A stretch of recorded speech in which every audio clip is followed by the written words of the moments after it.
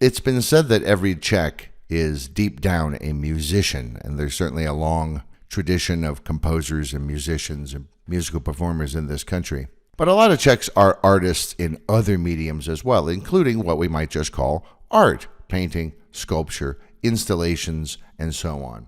This city is filled with numerous galleries, one of which is owned by my friend Camille Hunt, who, along with her partner Hunt Kastner, runs the Hunt Kastner Gallery in Žižkov in Prague 3.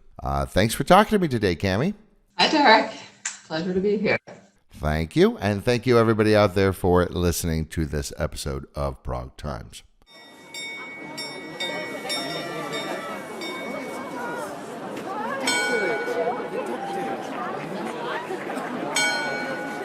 A city is much more than just a collection of buildings. It's a location, it's a history, it's a culture, it's ideas and ideals, and a city is also, most importantly, the people in it.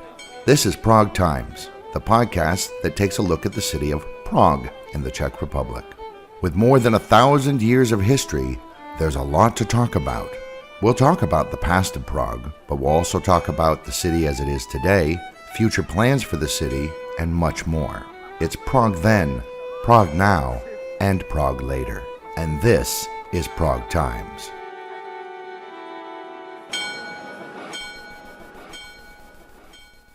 So, Camille, you've been here for ages, and I want to make it clear, you are a French-Canadian, not a French-Canadian. That's right. I am Canadian, but from the English-speaking part of Canada, from Toronto. But I also have French nationality, thanks to my mother, and I have a lot of family in France. So I'm French and Canadian, but not French-Canadian. So, obviously, you speak French fluently. Did that help learning Czech? Yes, it did. I mean, I think knowing any language helps with learning another one. So you came to Prague quite some time ago. Yes, 30 years ago. Oh, my goodness, really? Yeah. It sounds crazy. September 1990, and was here for the school year, and then went back to Canada, and then came back in 92. That was an exchange program initially, or? It was. I came with a program called Education for Democracy, so teaching English. And then you liked it so much, a couple of years later, you said, I'm going back there. Yeah, not even a couple of years. So you started off being a teacher, and now you're a gallerist. How did that happen? I mean, gallerist is not exactly one of those jobs when you ask kids, hey, what do you want to be when you grow up? A gallerist. So how did that come about? Well, actually, I know I've always been interested in art. I mean, I didn't study it. It wasn't my major at university, but I did take some classes in art history, and I was always interested. And actually, before coming to Prague, so after university, so in the late 80s, I worked for an art consultant in Toronto. Mm-hmm. And so, I had already dabbled a little bit in it. Although when I first came to Prague, I didn't work in the arts. As I said, I was teaching English, and then was doing some other work, and I only started working again in the arts in, I guess it was 95, 96, 97, I can't remember exactly. I started,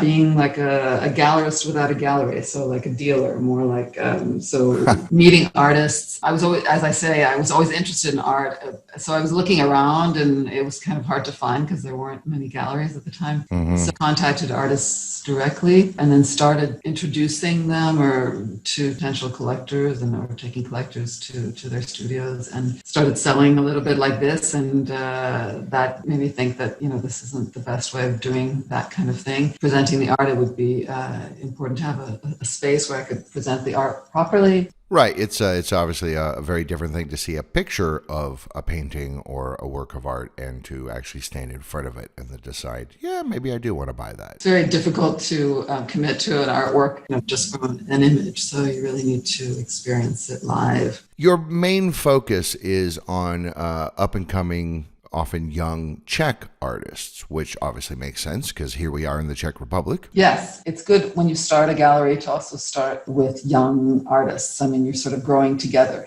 So it would be a bit difficult to start with established artists because they already have their network and ways of doing things, and you're not growing at the same time, so it's a bit trickier. Sure, that makes sense. And of course, since they're local, it makes it easier. Yeah, having said that, recently in the last couple of maybe 3 years or so, we've started working with older generation artists. So artists that were very influential here in the region, but going to the situation at the time couldn't show much abroad, so are not as well known abroad as they should be. So we have started representing and showing some of this older generation artists.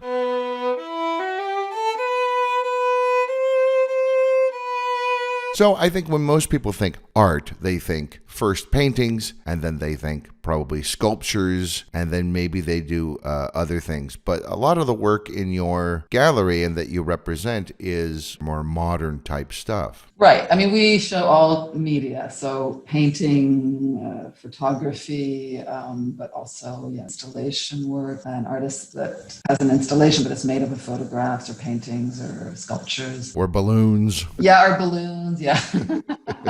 Yeah, obviously when people think art, they think, first of all, they think painting, two-dimensional objects, or sculptures, three-dimensional objects, but not site-specific work, which is conceptual art, and even video. So I mean, we're not limited to one medium. So for the sort of we'll call it more modern or non-traditional art forms, who are the main buyers for these things? Is it just museums, or are there actually individuals who are like, yes, I want a room filled with styrofoam clouds that have projections on them? Of course, like larger installation works, it's difficult for individual private collectors to accommodate those. So yeah, it is a lot, public collections, museums. But that's, some of these collectors do have enormous spaces in which to exhibit the work, or sometimes they buy the work with the intention of donating it to a museum. Of course, collectors also decorate their homes, but collectors, we say with a big C, they're not, when they're buying, they're not necessarily thinking, oh, what goes in this room. They buy because of the work and they want to support it. So it doesn't necessarily mean that they'll actually show it in their private homes, but they buy it to support the artists, and so the artists can continue doing their work, and perhaps they'll donate it to an institution so they can be seen publicly. And it's very important those are a priority for us, or we would like the work to be shown. I probably, it's still foreign. We still have more foreign collectors, meaning I don't mean foreigners that live in Prague necessarily, but because we do exhibit abroad, and I don't just mean at art fairs, but of course we also cooperate to show our artists in galleries abroad and institutions abroad. So we do have collectors from abroad, but the Czech collector base is constantly growing. So I wouldn't say it's half and half yet, but it's definitely growing. And they maybe the Czech collectors are a bit more conservative, so we have more people collecting paintings here and more traditional media.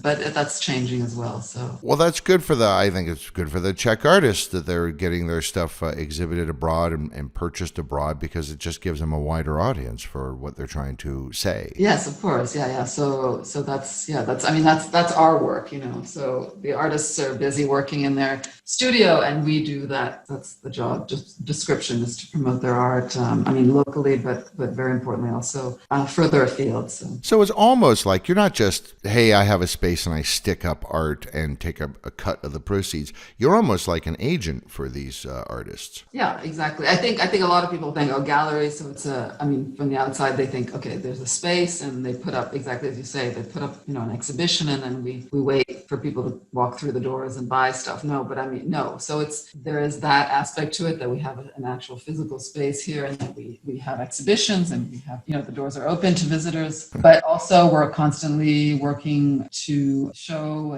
our work to foreign curators, who then, may include them in shows abroad, and in cooperating with other galleries and abroad. And this is, so this is, and that's a lot of the work is sending off information about the artists to curators and institutions abroad and collectors abroad. And they have these digital platforms, which are actually surprisingly are not as bad as I thought they would be. And we have contacts through these digital art fairs. But I would say generally, people continue to buy, and it makes sense that they continue to buy artists that they already know, but it would be difficult. It is difficult to obviously introduce new artists in these days because, people aren't going to commit to buying work by artists they actually haven't seen physically. So, not just virtually. So in terms of like taking on new artists and presenting their work, that would be a challenge if this situation is ongoing with the pandemic. So.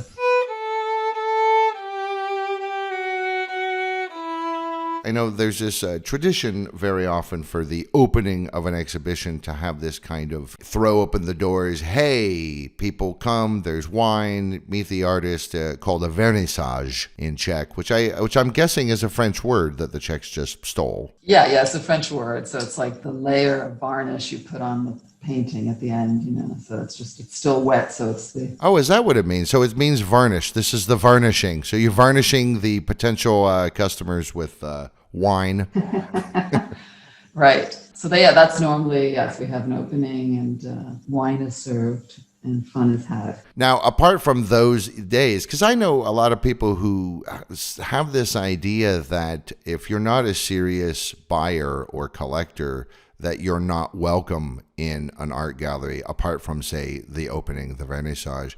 And I know this from my personal experience in San Francisco, where I like going into galleries and museums and things and looking at art, but a lot of those places, they really do make you feel uncomfortable. They kind of look at your shoes and look at your clothes and look at your hair, and then they're like, what are you doing here, rabble, That is the stereotype. I'm sure that does happen. I think also because of that, it was very important to me to have a gallery on the ground floor that was, had windows facing the street, so that people could see what was going on when they just walk by. And obviously we don't charge anything for people to come in and look. So I wanted to be very inviting in that way, not that they have to buzz. And then there are a lot of galleries contemporary art galleries that are in the back of buildings and are not as accessible. But that's because real estate prices are so high that those kind of spaces that don't have a view directly to the street are cheaper. So that's actually why many galleries are kind of hidden in a sense. And because they don't depend, we don't depend on walk-in traffic for sales. I want it to be very welcoming to everyone, but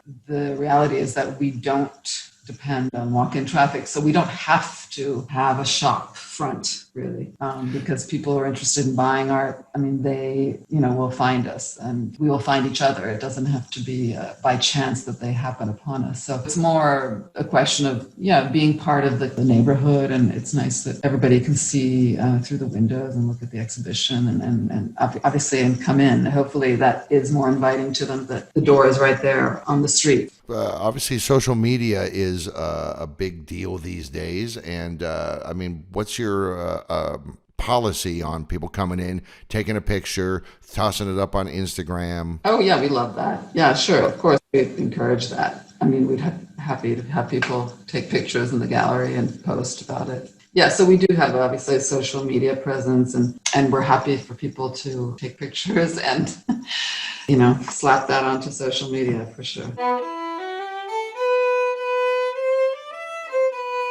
So we have the gallery space where we have exhibitions, and that usually in normal times I've got the exhibitions up for about 6 weeks. Then we have like a week of installation or 2 weeks, and then the next show goes up. But then we also have storage, and then we also have a showroom. So the showroom has panels, and we obviously changed that quite a bit as well. But it's directly accessible, and we can show people even if they haven't, told us that they're coming in advance. We can show them a lot of work that way. So I know that one of the things you do, or at least you used to do, is you would also sort of curate art for companies like corporate hubs.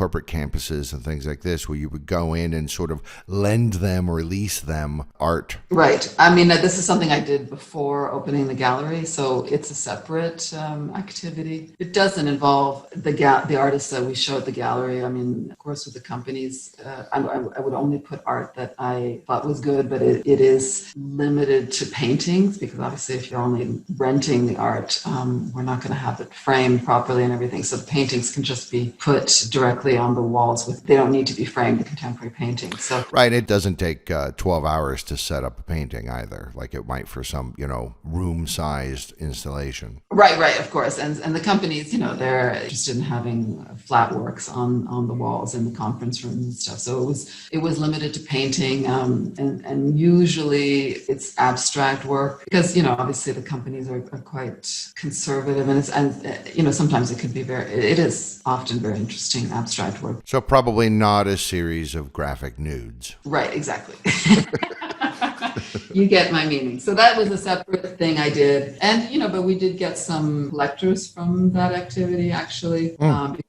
Individuals who worked at the companies were interested in art and wanted to explore further. So it did garner some clients for the gallery. But as I said, it's a little bit of a separate activity. And we don't rent art from the gallery artists. So where do you get that art? What art is it?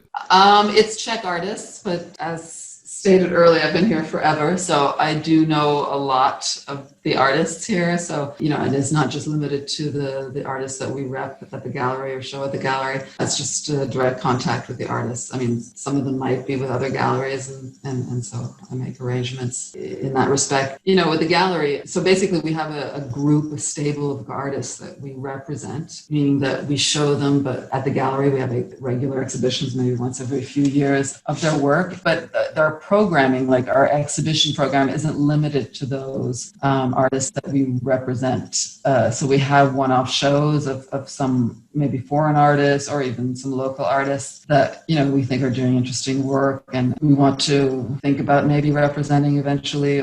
But there are many more artists. I mean, this comes to how do we choose our artists? I mean, there's many more artists we'd like to work with, but we don't obviously have unlimited resources. So we had to make a decision as to who we would represent. And then, we basically, as any good gallery, we stick with them and grow together, as I was saying earlier. So now our young artists are not so young.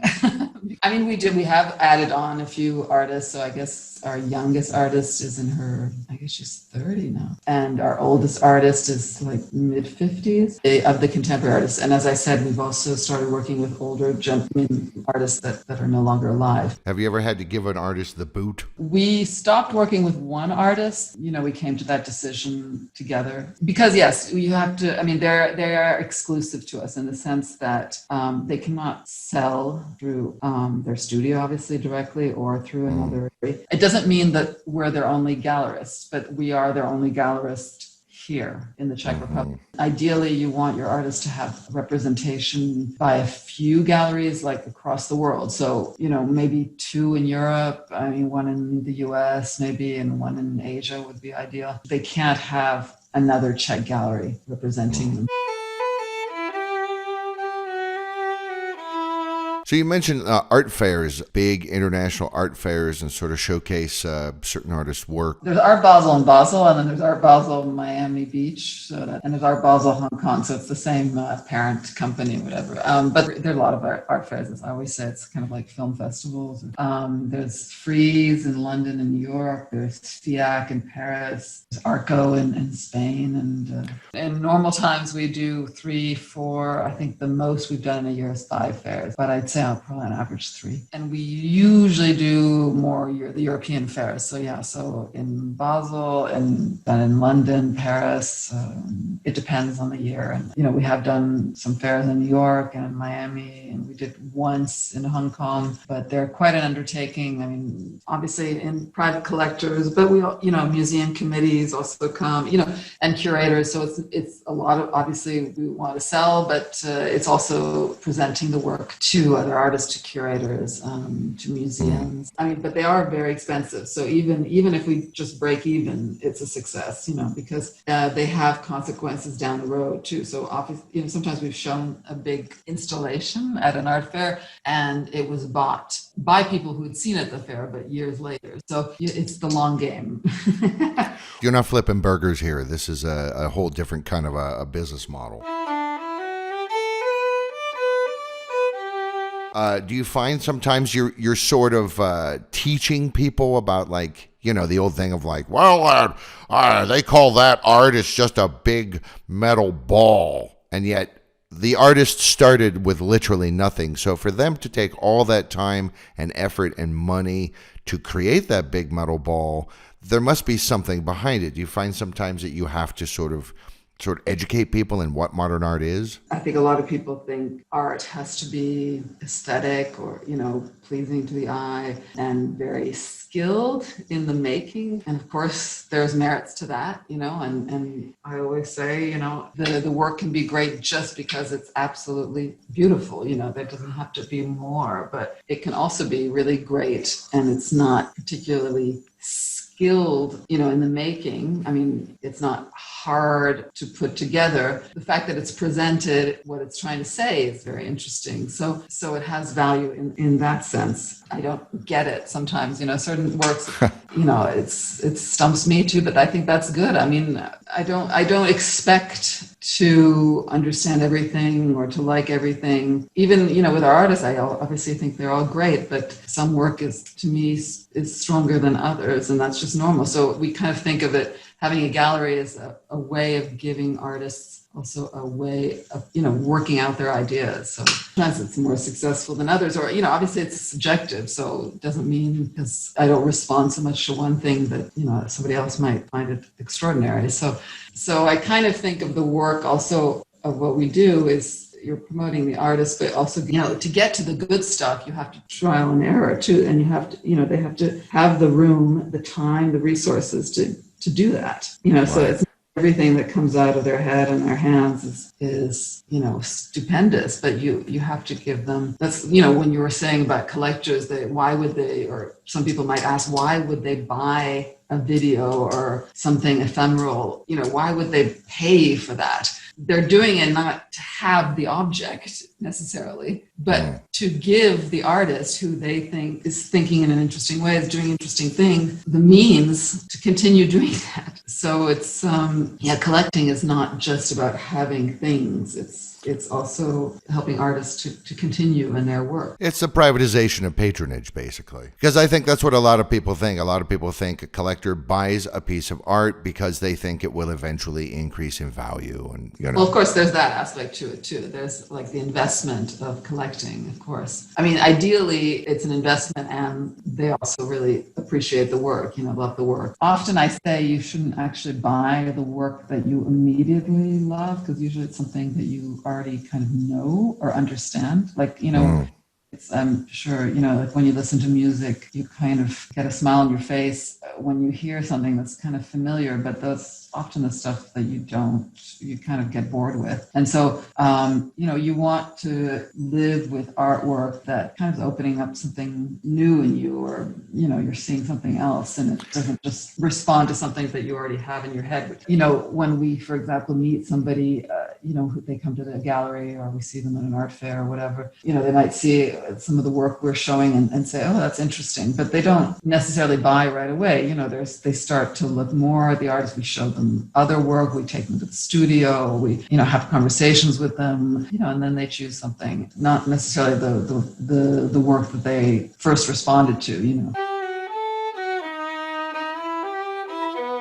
So what are some of your favorite pieces that you've ever had, or that, or maybe the most popular ones you've ever had? I could think of one work that I really loved, and it was by an artist called Eva Koťáková, and it was called Conversation Through the Wall. And basically, and it's going to sound very strange, But she realized that she shared a wall with her neighbor, and she didn't know the neighbor at all. So one day she decided that they would get to know each other, but without actually communicating directly. And so she left her a note and said, I'd like you, if you're willing, to describe what's on the other side of the wall, and I'll tell you what's on my side of the wall. The neighbor didn't respond immediately, but then she did eventually. And they would just leave each other notes on the windowsill. So again, they didn't come into, obviously they had seen each other or something, but they didn't have a direct conversation, but they had this conversation through the wall. And so it was, the artwork was actually the text of their conversation through the wall. And it was just very touching. And, it's kind of the neighbors are living, next to people, but not knowing them. And that's one of those that when you first look at it, it's just a bunch of text on the wall. It's not necessarily aesthetically pleasing, but then once you understand the context and you look closer, you go,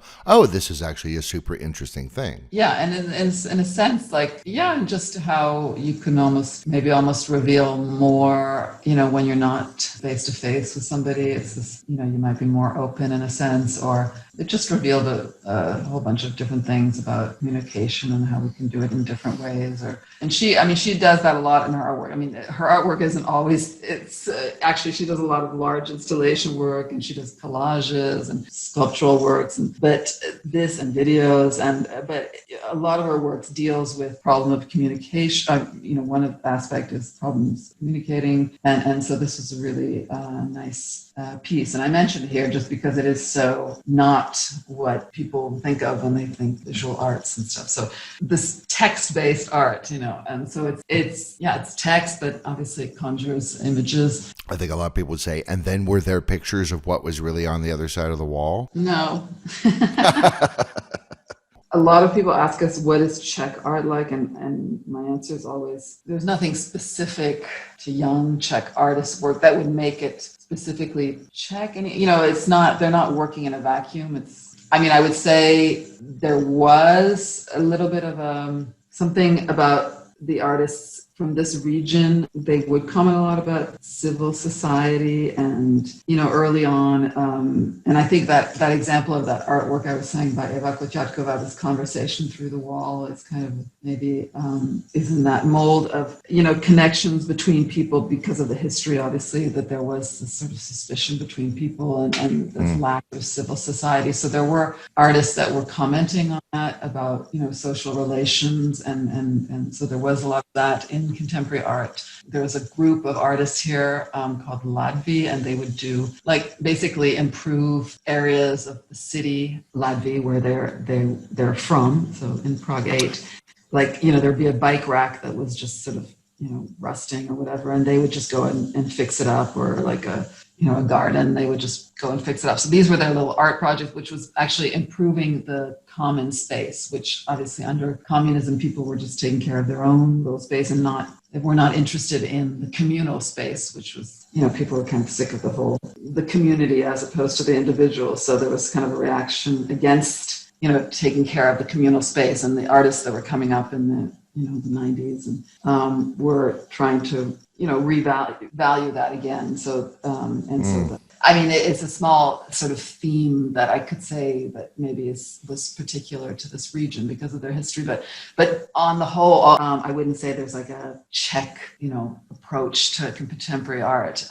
So we do have obviously Czech artists showing, but we do have, international names as well. But the artists that we represent exclusively are, for the most part, except for one notable exception, an Egyptian artist, are Czech, because when we started the gallery, we didn't have the idea that we would only represent local artists. We just thought we would have a gallery, and it happens to be in Prague, like a gallery happens to be in New York or Paris or whatever, and they have a whole roster of names of artists that don't even necessarily have to live in that city. But it soon became apparent to us that there weren't many galleries that, represent artists here. There are a lot of galleries in Prague, but they're mostly like tourist galleries. But the galleries like ours that, long-term cooperate with artists, there are not that that many. So the Czech artists were not being properly promoted, represented. And so we had a huge number of artists that we wanted to work with that were local, and just made sense to just focus on the local scene. And also because there's so little exposure of the Czech artists,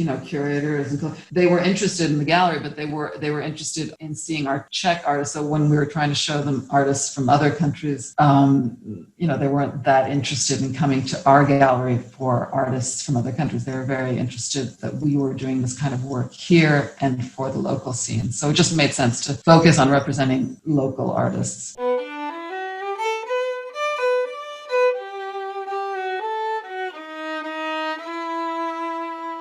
Art is in the eye of the beholder, but in order to behold it, you have to get it in front of people. And that is what Camille Hunt at Hunt Kastner Gallery here in Prague is doing. They represent artists, mainly up-and-coming Czech artists, but a whole spectrum of people, and not just from this country. And they promote the work and the artists and try and promote the ideas and get it out there and basically just help the art scene chug along as it is. I'd like to thank Ms. Hunt for talking to me today. Thanks, Camille. Thanks, Derek. Pleasure.